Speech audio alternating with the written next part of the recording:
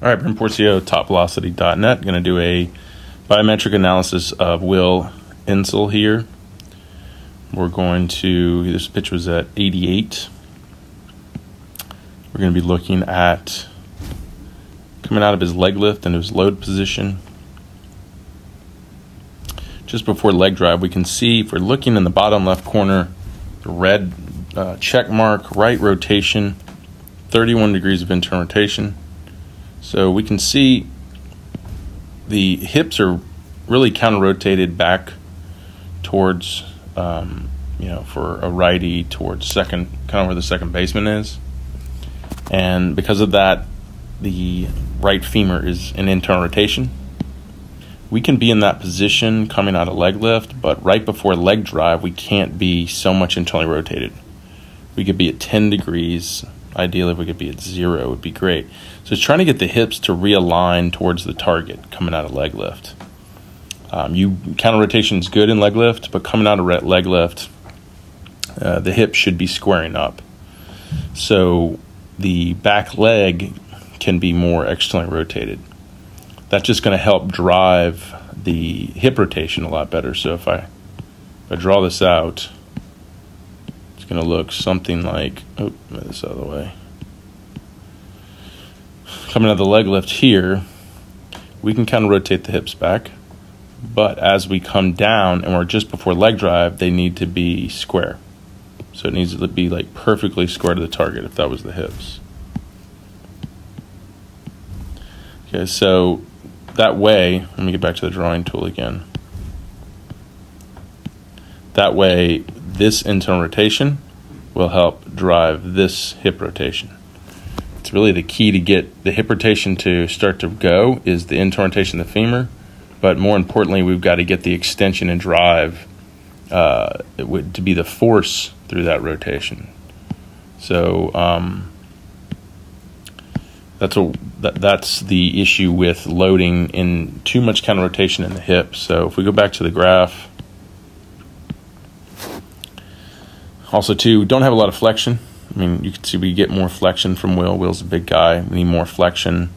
Also along the lines of the position of the hips to back leg. So when you don't have the back leg working to help drive rotation, you see the front leg doing a lot of the work. It's swinging out, creating the rotation. So you can see the yellow check is it right here is at 13, and then it flies out really aggressively to 25.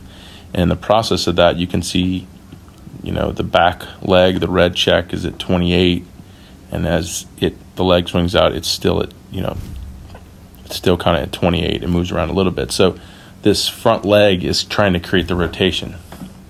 If we do that, it's going to be harder for us to separate. We're not going to get a lot of power because that's just trying to swing to create power as opposed to drive through the ground to create power, where ultimately that's where most of the power is going to be. So you can see at front foot strike, as that front foot's landing down. So you can see as that front foot's landing down, it's over-rotating, okay? And the glove side's tucking early. So these are typical things that happen when the front side's trying to power down the mount or create hip rotation. It flies open aggressively, front side lands too open, and glove side tucks early. So everything's flying open, and then you see the back hip and back shoulder syncing up. If we look at that from a bird's eye view, we can see this front leg is definitely too far open. So it's over here, and it's pointing in that direction, and it should be coming across the body and more stable here. So when the hips open, it creates stability. Right now, the hips aren't going to be able to open. They're going to keep pointing off to the dugout. All right, so if we look at how that's affecting the kinematic sequence, we can see the red dot is peak hip speeds, the green dot is peak trunk speeds, and then the yellow dot is pink arm speeds. So arm speeds actually peak before trunk speeds, which shows the sequence is not in a good progression here. So if ideally we'd want, say, if this was the red dot, just go straight down from there. We'd want the green dot here, and we want the blue dot, which is the arm glove side, and then we will want the yellow dot. We want to see it in that progression. So the kinematic sequence is off, mainly because the front side trying to create the power down the mount, so it's causing the sequence to be off. We want to see that linear progression. Peak hips to peak trunk to peak glove to peak arm. Okay. Also too, when you hit front foot right here, the trunk is peaking. We want the hips to be peaking then, and then everything to progress from there. We even look at the linear speeds, okay? So we can see peak trunk, the green is linear, is peaking the moment the hips are peaking. So even in a linear component, they're peaking together. And then as the trunk opens up, the peak trunk speeds, they dip down and then they try to pick up again, but it's too late. So ideally we'd like to see the green line continue to climb, kind of like a mountain, right, where it's peaking at the end of release, not before release. Okay.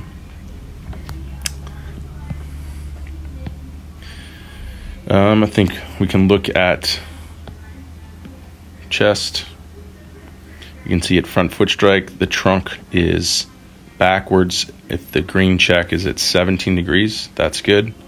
But as we go into shoulder rotation and into pitch release, it's about 28 degrees. We want it to get more to like 45, 50 degrees at that point. So the trunk's not driving well, which means the hips, due to the poor hip to shoulder separation, you're not getting a lot of trunk dynamics. So the more we separate the hips to shoulder, and ultimately that means the more power coming off of the back leg, then the more trunk is going to carry that energy going forward, and we're going to get a more forward trunk tail. We're also going to get potentially the front leg could get more active and get more extension. We're not getting a lot of extension out of the front leg in that movement. So the trunk orientation forward at pitch release on the side bend is 29. That's getting a little bit excessive.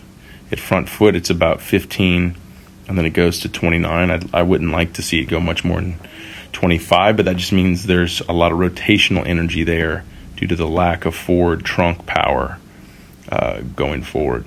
I think that, we can also take a look at that ankle extension on the back leg. You can see on the yellow check, it's at 27, and then it fires to about a 46. But I want to see that happen before he lands. So he's landing here. So it's just coming off. So you can see there's good knee extension there. It's just still not enough power to help drive that hip extension through hip rotation to get good hip to shoulder separation. So, the improvements need to come initially in not allowing the hips to counter rotate so much. We want to hold external rotation specifically when the coming out of leg lift, before leg drive. We want to see those hips more square to the camera here. We want to see more external rotation in the drive leg, more torsion, and then we want to see more extension drive out of the back leg and internal rotation, power and hip rotation. That should allow the front side to land closed and not fly open. That should delay the trunk more for more hip to shoulder separation. That should then carry the kinetic sequencing more progressive up towards pitch release. That should get more forward trunk tilt, more energy. It's going to really help the whole process.